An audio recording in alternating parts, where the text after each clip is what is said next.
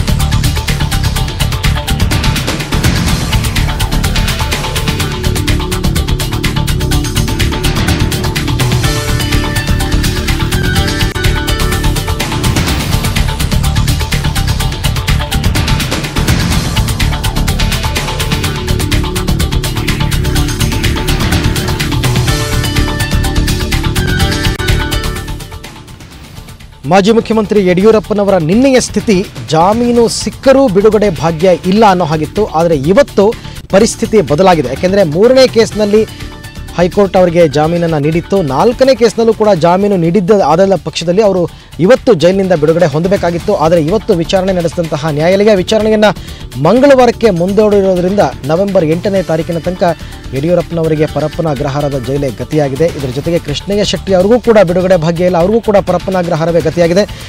ನಿನ್ನೆ ಅವರು ಯಡಿಯೂರಪ್ಪ ಅವರ ಒಂದು ದೂರಿಗೆ ಸಂಬಂಧಪಟ್ಟಂತೆ ಷರತ್ತುಬದ್ಧ ಜಾಮೀನು ಸಿಕ್ಕಿತ್ತು. ಆದರೆ ಇನ್ನೊಂದು ದೂರಿನ ಮೇಲೆ ಸಲ್ಲಿಸಿದ್ದಂತಹ ಜಾಮೀನು ಅರ್ಜಿಯ ತೀರ್ಪು ಹೈಕೋರ್ಟ್ನಲ್ಲಿ ಪ್ರಕಟವಾಗಬೇಕಾಗಿತ್ತು. ಬೆಳಗ್ಗಿನಿಂದ ಎಲ್ಲರೂ ಕೂಡ ಇದೇ ನಿರೀಕ್ಷೆಯಲ್ಲಿದ್ದರು.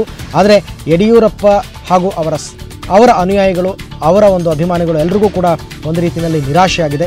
ಇವತ್ತು ಯಡಿಯೂರಪ್ಪನವರು ಜೈಲಿನಿಂದ ಬಿಡುಗಡೆ ಆಗ್ತಾರೆ ಅಂತ ಅವರ ಅಭಿಮಾನಿಗಳು ಸರ್ವ ರೀತಿಯಲ್ಲೂ ಸಿದ್ಧರಾಗಿದ್ದರು ಅವರನ್ನು ಬರಮಾಡಿಕೊಳ್ಳೋದಕ್ಕೆ. ಆದರೆ ಎಲ್ರಿಗೂ ನಿರಾಶೆ ಕಾದಿತ್ತು. ಹಾಗಾಗಿ ಮಂಗಳವಾರಕ್ಕೆ ಈ ವಿಚಾರಣೆಯನ್ನು ಮುಂದೂಡಲಾಗಿದೆ. ಸೊ ಮಂಗಳವಾರದ ತನಕ ಯಡಿಯೂರಪ್ಪನವರು ಪರಪ್ಪನ ಅಗ್ರಹಾರ ಜೈಲಿನಲ್ಲೇ ಇರಬೇಕಾಗುತ್ತೆ.